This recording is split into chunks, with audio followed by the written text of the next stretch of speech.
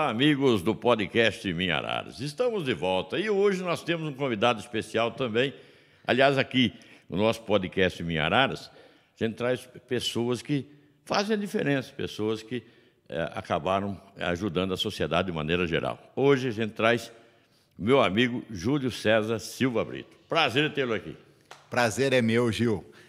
Prazer muito grande de a gente poder estar conversando assim depois de tantos anos que a gente tinha uma convivência, não vou dizer diária, mas era quase. Semanal, né, Gil? Quase que diária.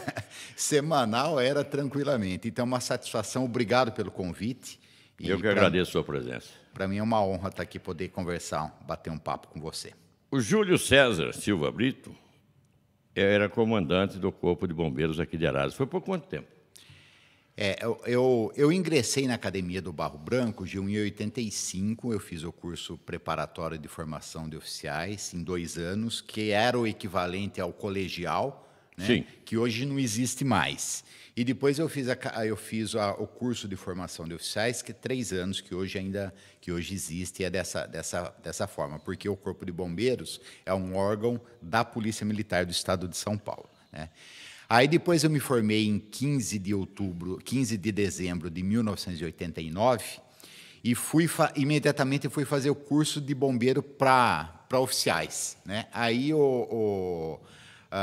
saindo do curso de bombeiro de oficiais em 91, eu fui classificado aqui na Regional de Piracicaba, que é aqui, Sim, que atende aqui a nossa região, né?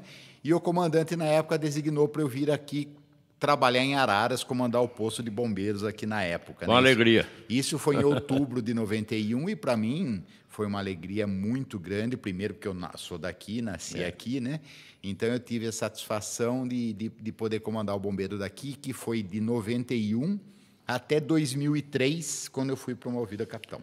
Bom, a gente tinha uma convivência muito grande, nós acompanhávamos, né, os trabalhos dos bombeiros e me lembro que eu estava fazendo uma entrevista na época para a IPTV, né? Era um sargento. E eu estava fazendo uma matéria assim, dizendo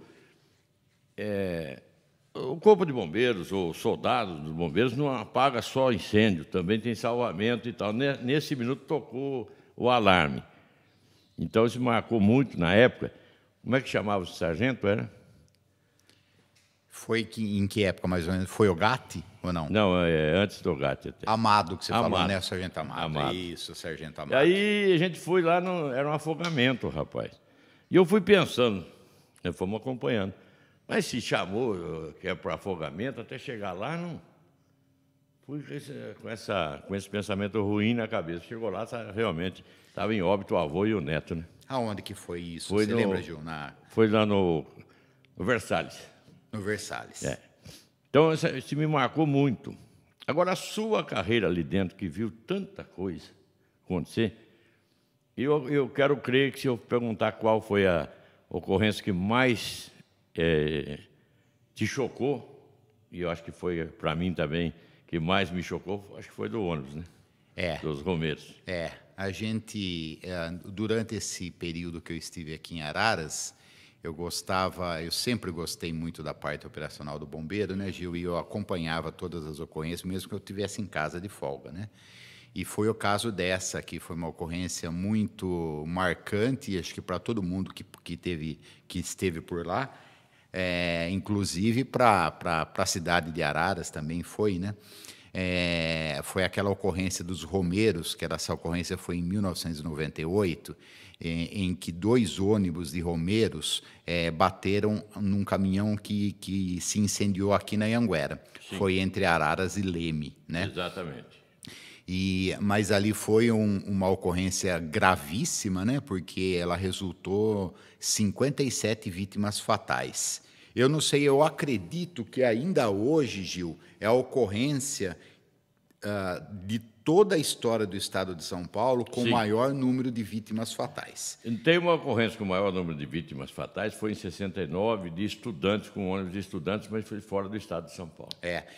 Na época... Acho que foi na Bahia, se não me engano. Na época, eu me lembro que foi a terceira do Brasil. Sim. Teve 2 outras ocorrências que não aconteceram no estado de São Paulo, mas que teve mais vítimas do que essa. E foi uma coisa muito triste, né, Gil? Porque, e assim, uma ocorrência... A hora que eu cheguei lá, me acionaram, era por volta de 00:30, e eu cheguei lá, eu estava na minha casa, né, mas eu fui para o bombeiro, peguei a viatura e fui para lá. E cheguei praticamente junto, uns 10 minutos depois do resgate. Então, nós trabalhamos inicialmente lá com o resgate com 3 bombeiros, o autobomba, que na época tinha 3 bombeiros, mais eu e um motorista que estava comigo, né? Então, 8 pessoas, né? Mas aí já não tinha mais como salvar as vítimas, né? Aí a cena que nós vimos, que depois inicialmente nós socorremos o maior número de vítimas possível, né? E a gente foi o resgate, já chegou, já socorreu, voltou várias vezes. Nós paramos, vieram ambulâncias aqui de Araras, de Leme, a Autoban na época. Na época não tinha Intervias ainda, Gil. Eu não sei que ano que a Intervias veio, mas foi depois dessa 2000, ocorrência. Acho que foi. Então essa ocorrência foi em 98. A Autoban já era concessionária, só que ficava ali na divisa ali em Cordeirópolis, né? Sim. Ali até no Grau. E a própria Autoban, vendo a gravidade da ocorrência, mandou ambulância e mandou gente para nos ajudar a sinalizar a estrada, tudo, a Polícia Rodoviária, muita gente veio, né? E a Defesa Civil aqui de Araras, todo mundo que podia vir. Na época, até quero deixar um grande abraço para ele aqui, que é uma pessoa que trabalhou muito, Gil, e você lembra dele, o Dário Mazon. O Dário trabalhou muito com a gente no Bombeiro. Ele era presidente da Defesa Civil, né?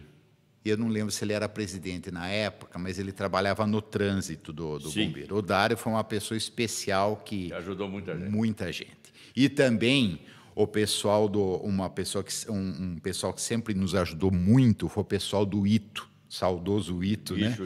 O Gil, todo o pessoal, o Gerson, todo o pessoal lá sempre nos apoiaram nas ocorrências de acidente, né? Sempre nos ajudando com os guinchos dele, que faziam muito trabalho. Até a gente estava comentando aqui, né, Gil? O bombeiro, quando chega para atender, qualquer órgão público, quando chega para atender alguma ocorrência, se a coisa está meio complicada, ele chama o bombeiro para ajudar, né? O bombeiro tem que chamar. O bombeiro não tem quem chamar. O bombeiro chama essas outras pessoas que sempre estão dispostas a ajudar, né? A Defesa Civil, mas o bombeiro tem que acabar resolvendo o problema. Mas aí, o que aconteceu nessa ocorrência que já faz, deixa eu ver, 98, 2008, 23 anos, né, Gil? Por aí. Quando essa ocorrência completou 20 anos, o pessoal entrou em contato comigo da Globo, eu fiz uma reportagem sobre isso. E aí, o que aconteceu?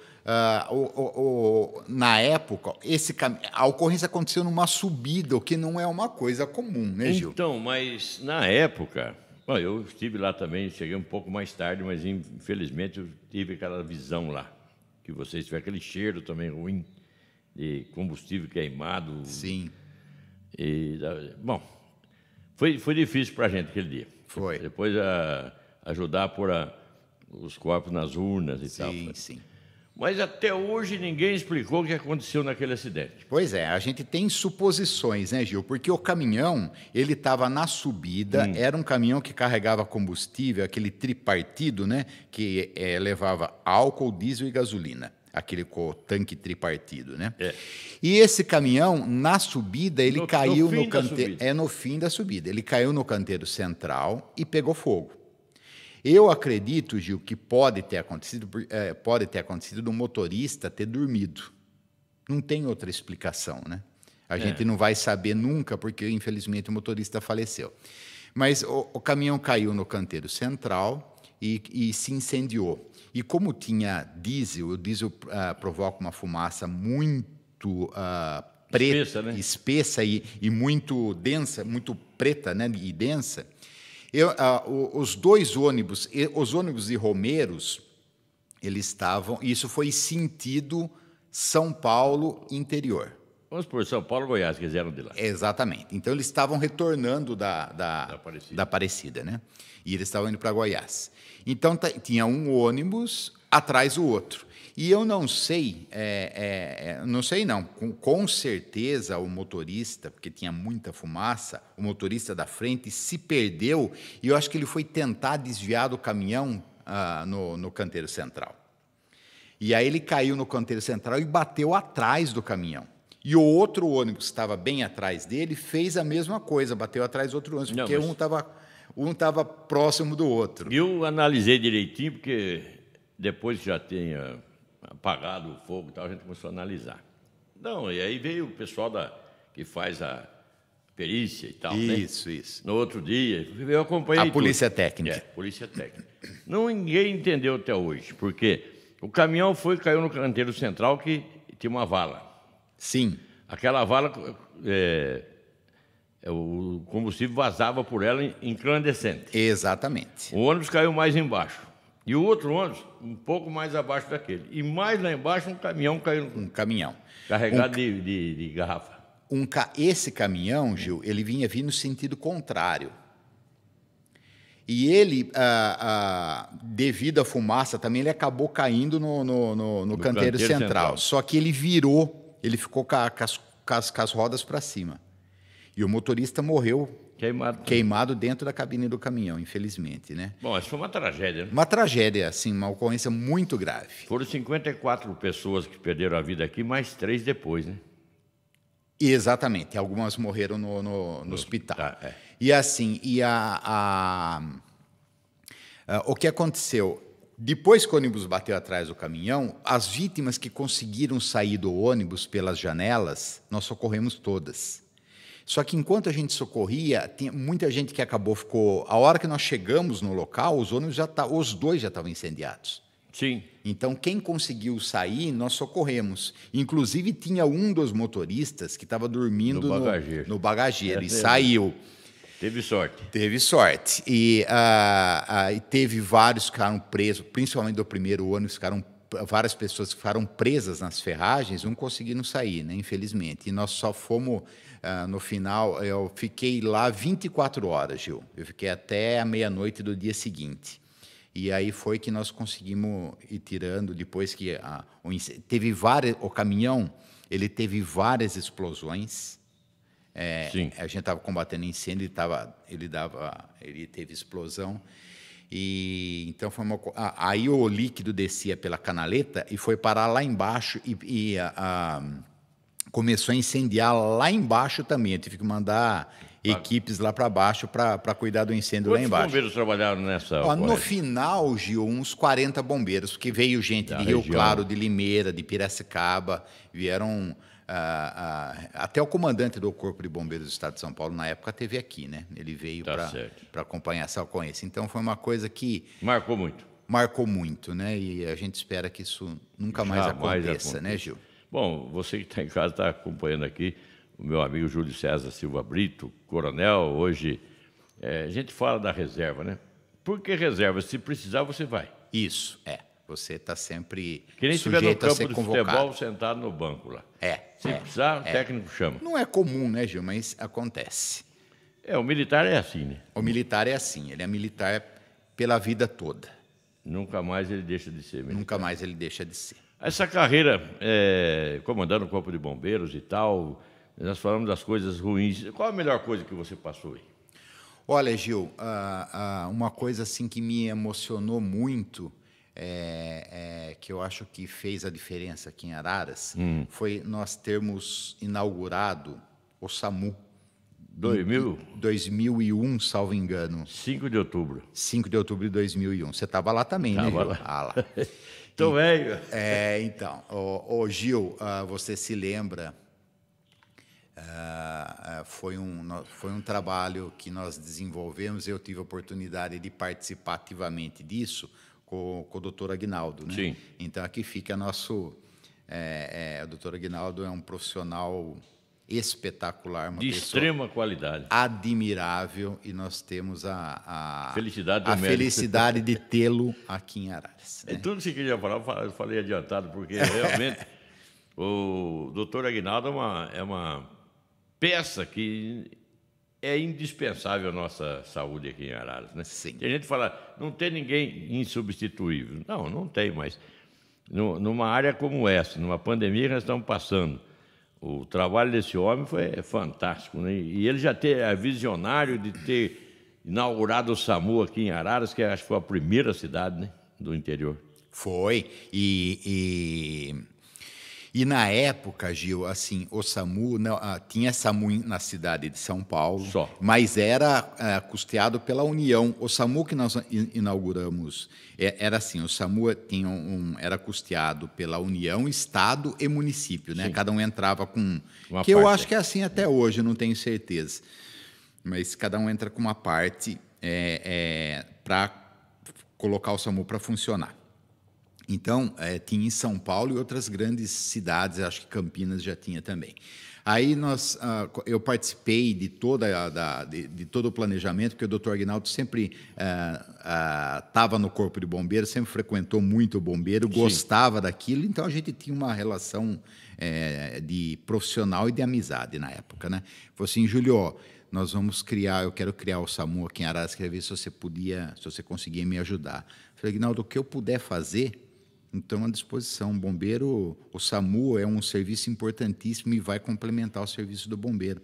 Porque, na época, Gil, o resgate que nós implantamos aqui em 93... A UR-51? A UR-51 que nós trouxemos em 93, foi até o prefeito Pedro Eliseu, na época. Com a ajuda do deputado Nelson Salomé. Também, exatamente. Nós fomos buscar as viaturas em São Paulo. E aí nós implantamos o resgate. O resgate foi implantado no estado todo de uma maneira planejada pelo bombeiro, né? E aí, só que assim, teve uma demanda tão grande porque os serviços de ambulância das cidades nunca funcionaram assim, nunca tiveram uma estrutura adequada, né, Gil? Sempre tiveram dificuldades. É mais para transporte de pacientes. Era mais para transporte, exatamente. Para socorro mesmo não era, né? Não era. E aí, quando nós implantamos o resgate aqui, foi impressionante, assim, procura, né? A procura. Então, realmente, só que a função do resgate é atender a emergência que envolve trauma. Não é atender caso clínico, porque o bombeiro ele é formado para atender trauma, acidentes, quedas, acidentes de maneira geral. Mas, por exemplo, uma pessoa que tenha um mal súbito, um infarto, alguma coisa, não é o serviço mais adequado.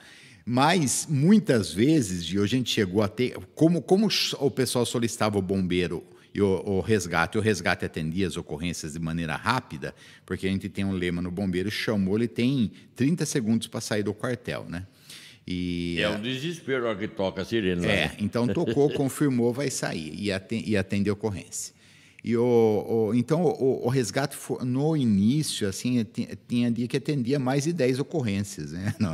Uma viatura só na época. Chegou até, tinha algumas coisas assim engraçadas, né, Gil? Uma viatura só na época. A pessoa, eu lembro num caso que uma mulher ligou e falou assim, olha, vem que tá nascendo, né? Eu estou tendo um parto, tá nascendo. O pessoal vai. Isso é para a gente lembrar com satisfação, né? Com satisfação, né? A gente entende a situação da população. Então, aí a mulher ligou.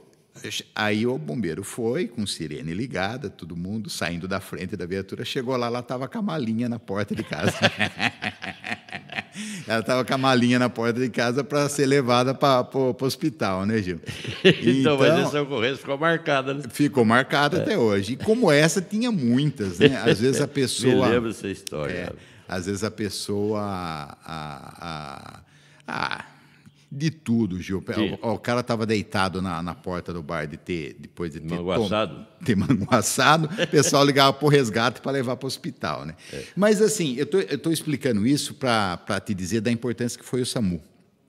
Né? Então, a gente estava sobrecarregado de ocorrência, e o Aguinaldo falou assim, Júlio, vamos se você me ajudar, vamos montar o SAMU, a gente vai montar com recurso municipal, e o que a gente conseguir do Estado a gente faz, mas a ideia é montar com recurso municipal. Eu falei, Aguinaldo, estou à disposição. Primeiro, você sabe que a gente tem demanda, né?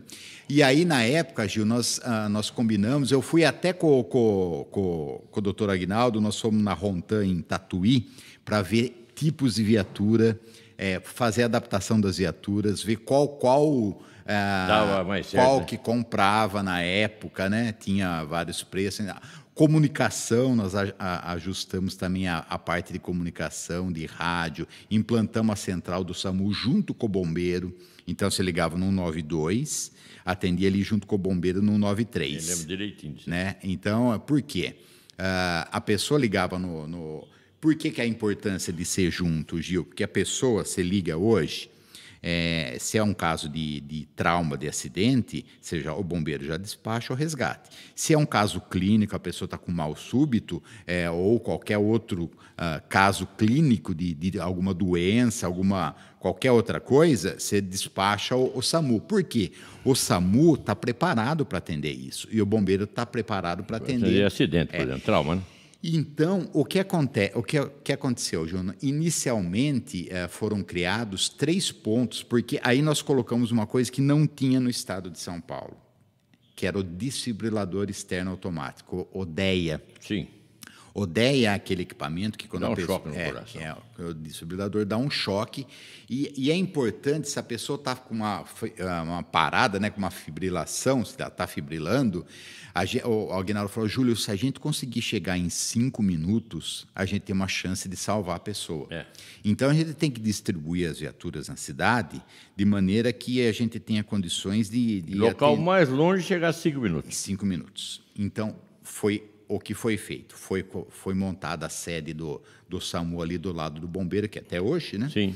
E tinha uma viatura lá no Zé Almeto, eu não lembro qual posto que era. Mas está no José Almeto, me lembro. No José Almeto, depois ele mudou de lugar, mas era lá no José Almeto para atender lá em 5 minutos. Sim. E a outra era Na parte alta, na Zona Norte. na Zona Norte, próximo ao Parque das Árvores. Sim. Então, a ideia era essa. Gil atendeu bastante e falo para você, o Aguinaldo tem essas É visionário, né? essas informações. Nós colocamos um DEA no resgate e colocamos um DEA em cada SAMU. O comandante do bombeiro na época me chamou e ele veio aqui na inauguração do SAMU, porque era uma coisa inédita no estado de São Paulo, o bombeiro e o SAMU trabalhar com o DEA, com o desfibrilador, que era uma coisa nova na época. Ainda hoje... Assim, hoje até, por exemplo, locais públicos já tem. Já tem. E treina o pessoal da brigada de incêndio para fazer o pessoal de brigada recebe o treinamento para uso do DEA. Mas assim, Gil, é uma coisa muito importante, que você está mexendo com vidas, né? E o Aguinaldo, uma hora que você trouxer ele aqui... Já veio. Ele já veio. Mas ele, você pode trazer... Quantas vezes?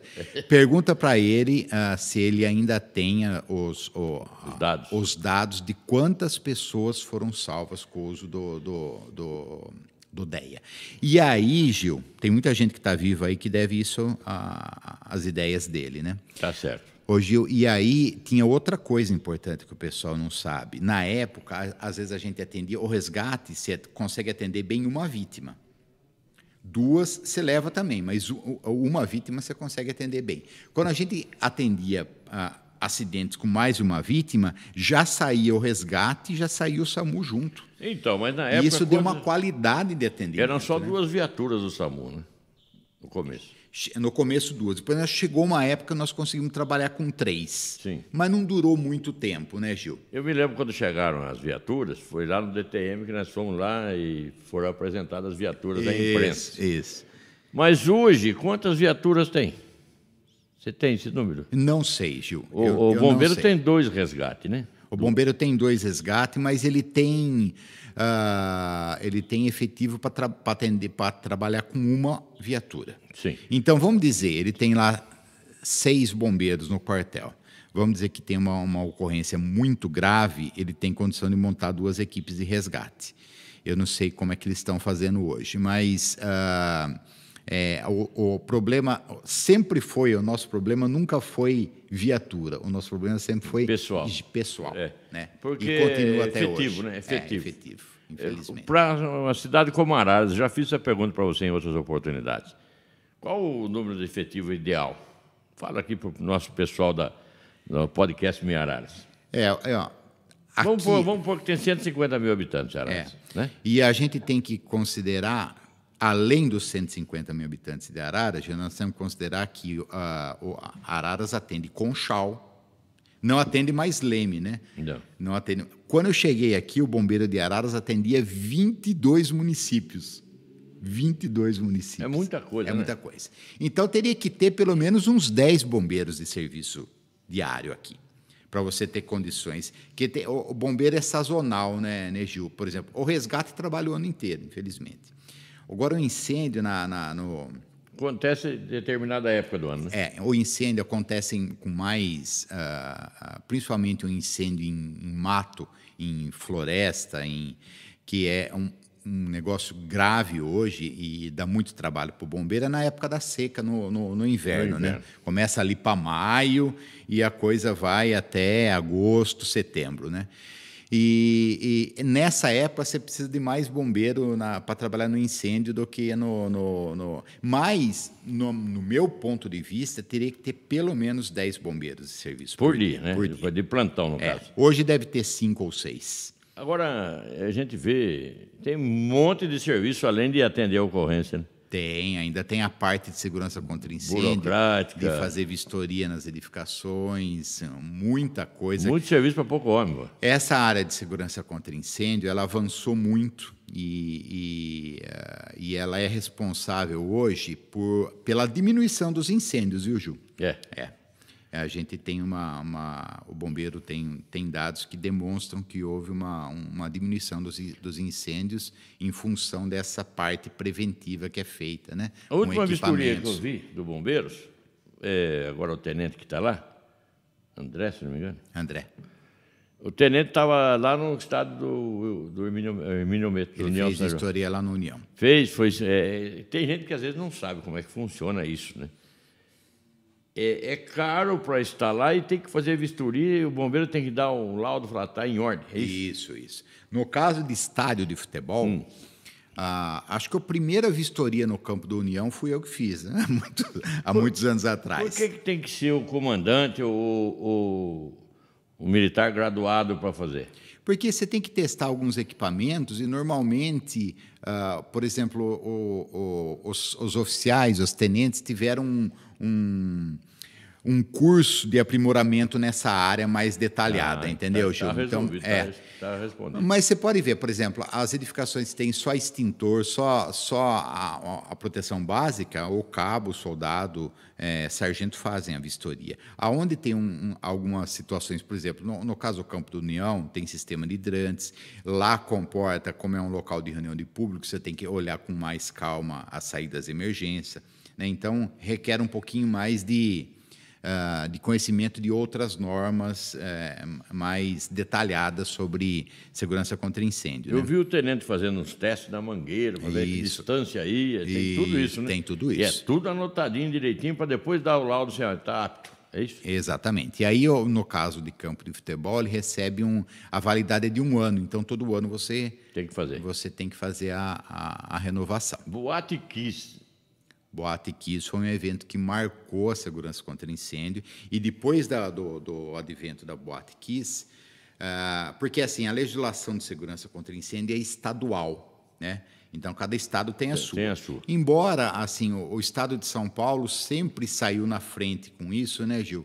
E alguns estados, a maior parte dos estados, a legislação é bem parecida com a nossa aqui. Por quê? Porque aqui acontece de tudo aqui. Né, Gil? O estado você tem mais indústria, você pega lá em São Paulo, você tem prédios altos, você tem... acontecem mais, é um celeiro de coisas para você estudar, né? De ocorrências para você estudar e poder aprimorar a legislação. Tudo mais aqui, né? Então, a gente tem essa legislação, cada estado tem o seu. Mas depois da Boate Kiss, daquela ocorrência... Serviu de exemplo para o Brasil inteiro? Serviu de exemplo para o Brasil inteiro. E a legislação que trata desses locais de reunião de público, ela foi revisada e foi, vamos dizer assim, aprimorada para que aquilo não aconteça mais, né? Tá Isso, certo. isso teve reflexo no Brasil inteiro. Mas lá sobrou para o comandante do bombeiro?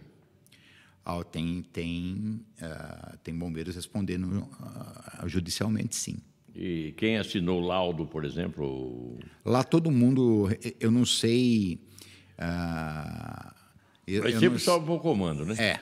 Sim, é quem assina a vistoria, né? Tá certo. Porque, na verdade, é o seguinte, Gil, a vistoria do bombeiro, ela é um retrato daquele momento.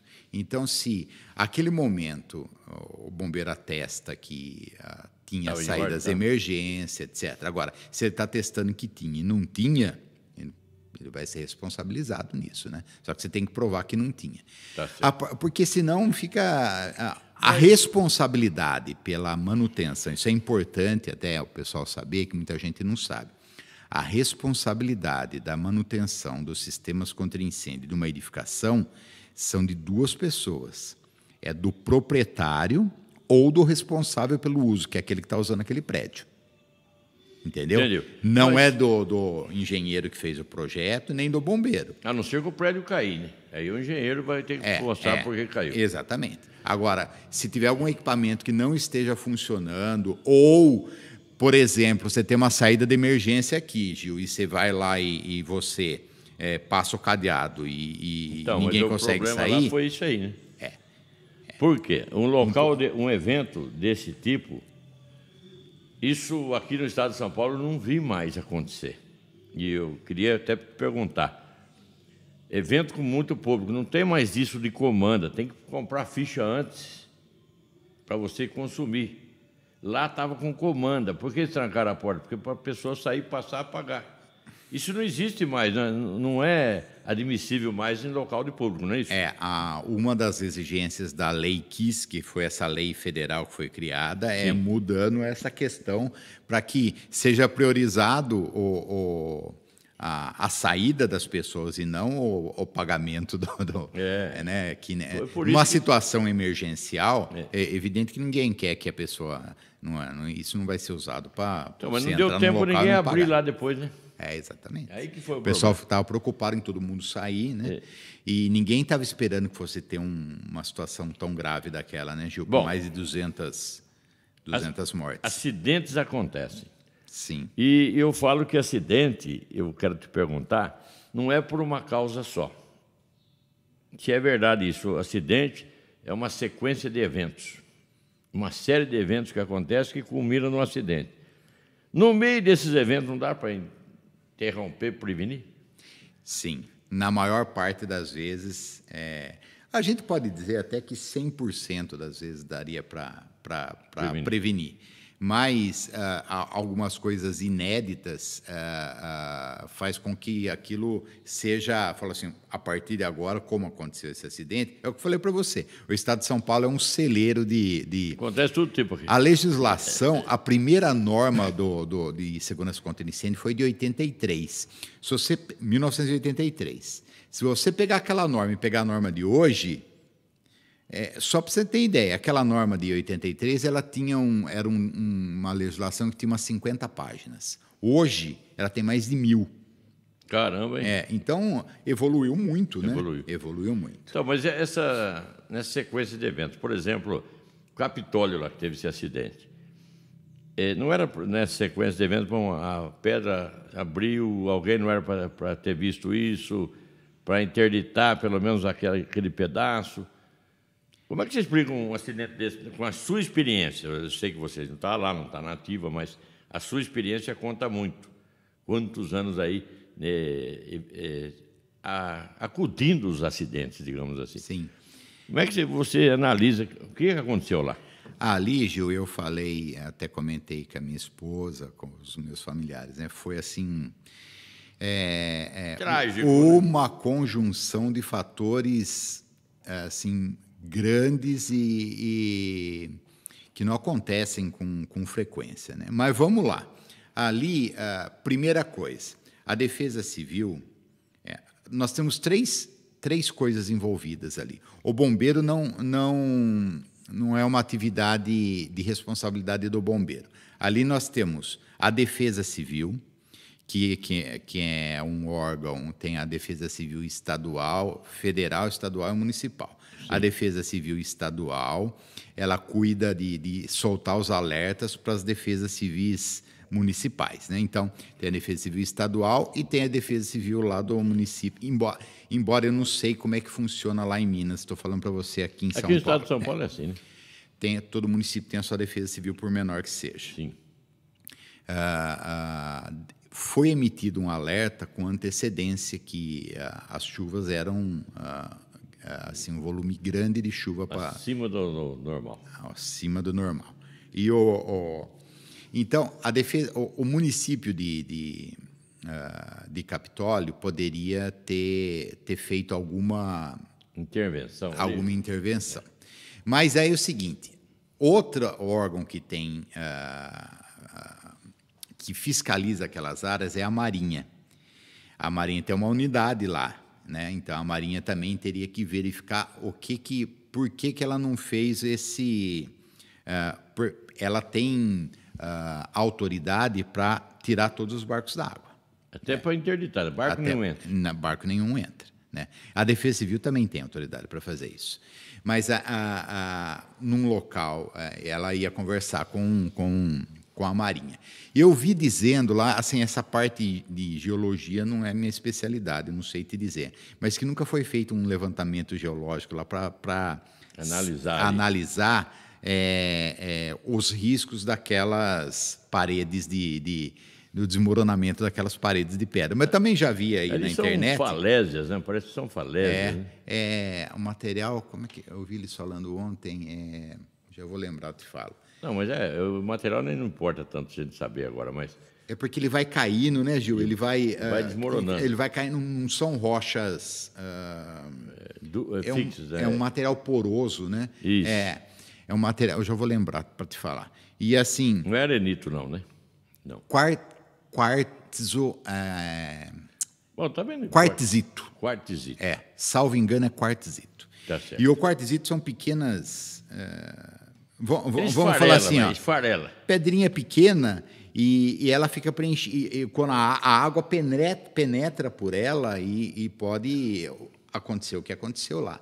Mas aí já apareceu foto, Gil, não sei se você viu, apareceu foto mostrando uma trinca grande. Já faz tempo. Agora, entre aquilo cair no sentido vertical ou tombar do jeito que ela tombou e ter um barco embaixo, aí que tá duas lanchas, né?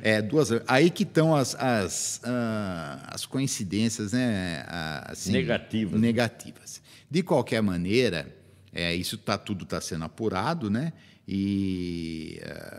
Mas o que a gente tem visto por aí também vários acidentes com essa questão de cabeça d'água.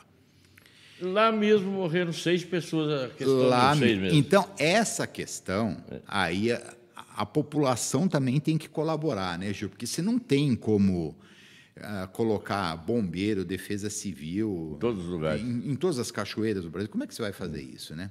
Então, a população tem que saber que nessas épocas de chuva... Evitar de ir lá, né? Evita de ficar próximo... E lá eles são próximos de cachoeira, né? Nossa.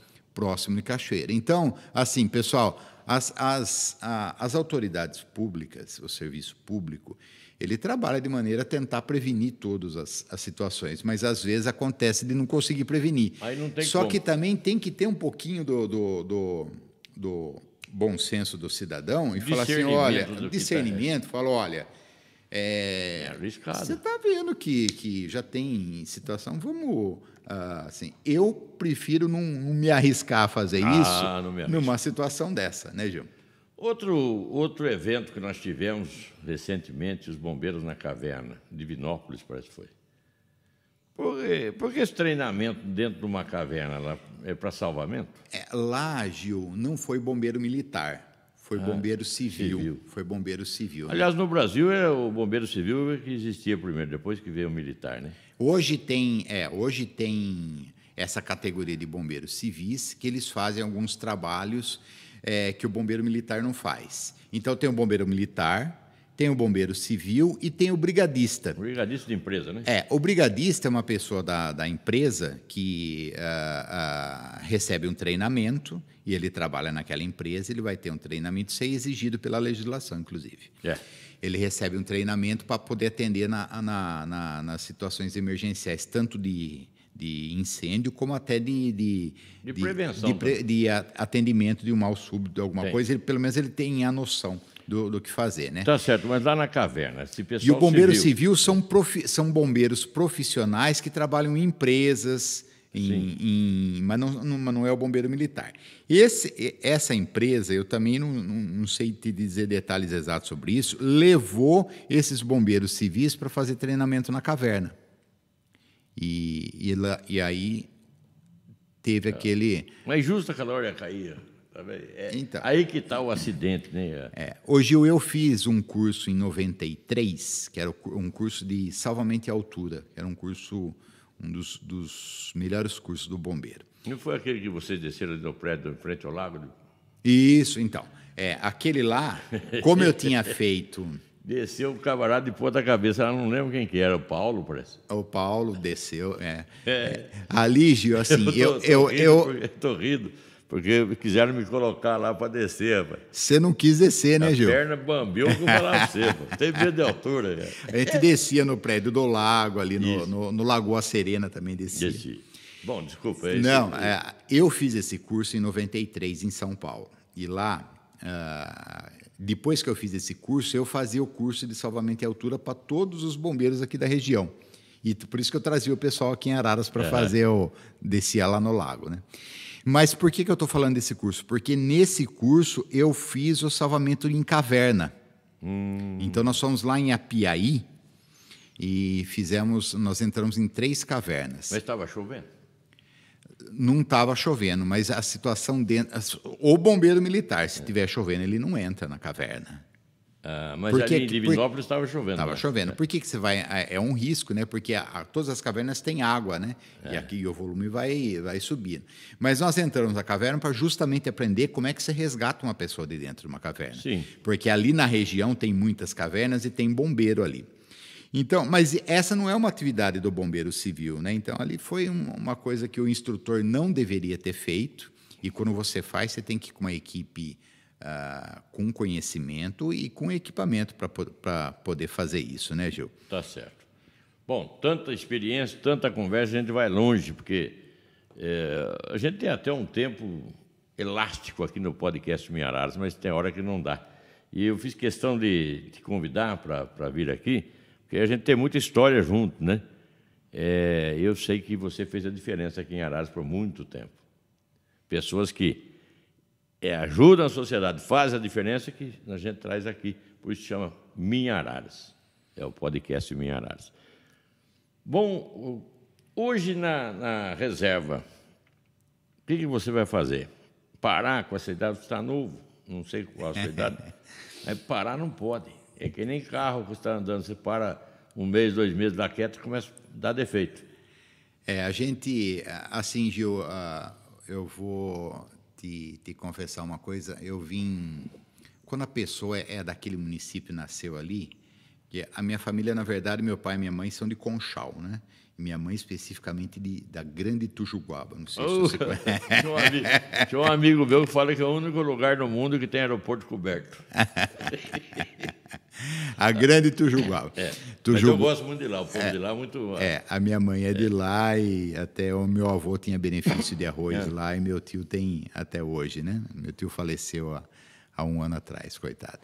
E assim, só que mais da metade da minha família, do meu pai e da minha mãe, vieram para Araras e os filhos todos já nasceram aqui, né, Gil? Então, a gente, quando você trabalha... Eu vim para cá, fui designado para trabalhar aqui, fiquei 12 anos. Quando você trabalha na sua cidade, no lugar que você nasceu, você tem uma responsabilidade e um tratamento especial e diferenciado, né? Então, eu levava o meu radinho, meu HT para casa e ficava ouvindo as ocorrências à noite. Aí saía... corujando lá. Saía correndo quando tinha alguma coisa. Eu não perdia a ocorrência, só se eu não estivesse aqui, né? Eu não perdia ocorrência. E a gente fez isso com muita satisfação, com muito amor, que é uma profissão assim que te dá a oportunidade de ajudar as pessoas, né? Não é uma profissão, é um... Como é que a gente pode dizer? Isso aí é um estigma, não? Olha, é uma coisa muito boa, muito... Salvar vidas enobrece a pessoa. De muita satisfação para a gente. Então, eu fiz aquilo com tudo, com muita emoção e muita satisfação, muita honra para mim. Foi uma honra poder ter feito isso. E dei o meu máximo para que fosse o melhor possível. Então, fica essa imagem bonita para a gente, né, Gil?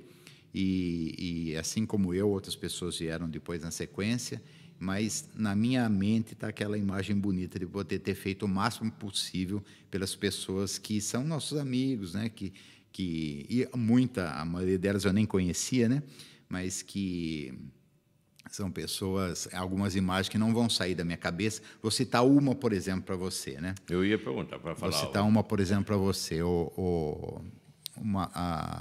Uma vez, uma pessoa, um dos acidentes que nós atendemos, uma pessoa teve uma fratura muito grave na tíbia e ele teve que colocar aquela gaiola. Sim. E depois de um tempo a gente você atende ocorrência todo dia, né, Gil? Então você acaba, não lembra de tudo, né? Depois de uns dias, parou uma pessoa ali na frente do bombeiro e essa pessoa desceu e ele estava com a gaiola na perna e falou assim: eu vim aqui para agradecer vocês, e o Sargento Gatti, que até Deus o tem, que foi um grande bombeiro aqui de Araras. Foi bom. Foi um grande bombeiro aqui de Araras e tinha atendido essa ocorrência. Até eu desci para conversar, o rapaz foi lá e deu um abraço nele e falou assim: graças a você, eu tô com a minha perna aqui, senão nem perna eu tinha mais. É uma coisa assim... gratificante que vai ficar na lembrança da gente por até... eternamente na nossa lembrança. Até que a gente estiver vivo aí. Até que a gente estiver vivo. Então, mas você parou definitivo com os trabalhos? Não, hoje eu tenho uma empresa, eu trabalho com projetos de segurança contra incêndio, que é uma coisa que eu trabalhei por muito tempo na minha vida também. Uma experiência enorme, né? E mais de 20 anos com isso, trabalhando com isso, fazendo vistoria, né? Então, eu trabalho com isso hoje. A empresa vai fazer esse projeto contra incêndio, te chama, você faz o projeto. Eu faço o projeto. Eles instalam tudo, depois faz a vistoria, aí chama o bombeiro. Tem um projeto, dependendo do tamanho da edificação, você precisa aprovar um projeto no bombeiro. Então, você aprova, depois que ele está aprovado, você executa os sistemas que estão previstos no projeto e pede a vistoria. Aí que o bombeiro dá o auto de vistoria. Então, eu faço o projeto e também acompanho a instalação. Coronel, eu ia te chamar de general já.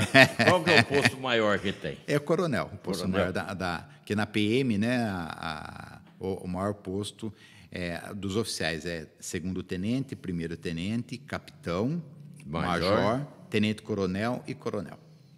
E eu não trabalhei como coronel na ativa, eu trabalhei como tenente-coronel na ativa. Quando aposenta com quando você fica um tempo no último posto, você aposenta com um posto acima, né? Que foi o meu caso. Então, coronel. Coronel Júlio César Silva Brito, muito obrigado pela presença. Quero deixar o microfone para mais alguma colocação que você queira fazer e para as suas despedidas. Gil, emoção muito grande te rever, né? Você sempre foi uma pessoa que estava lá semanalmente no bombeiro, sempre preocupado, sempre nos ajudando, né? Bastante. Tudo que a gente pedia para você divulgar para a população, você fazia imediatamente. Então, eu quero deixar aqui meu agradecimento e dizer também que você é uma pessoa muito especial para a cidade de Araras deve muito para você. Então, eu queria deixar esse agradecimento, estamos à disposição para outras vezes que você quiser, e falar que a gente é ararense de coração. Ama a cidade. Amo a cidade e não vamos sair daqui nunca mais. Se Deus quiser. Muito obrigado, então, viu? Eu que agradeço, Gil. O prazer foi meu. Podcast Minha Araras trouxe, então, o ex-comandante do Corpo de Bombeiros de Araras, mas, como ele disse, agora está na reserva e, se precisar, só chamar que ele vai. E você que está aí acompanhando a gente, nosso muito obrigado e até uma próxima com mais um podcast Minha Araras.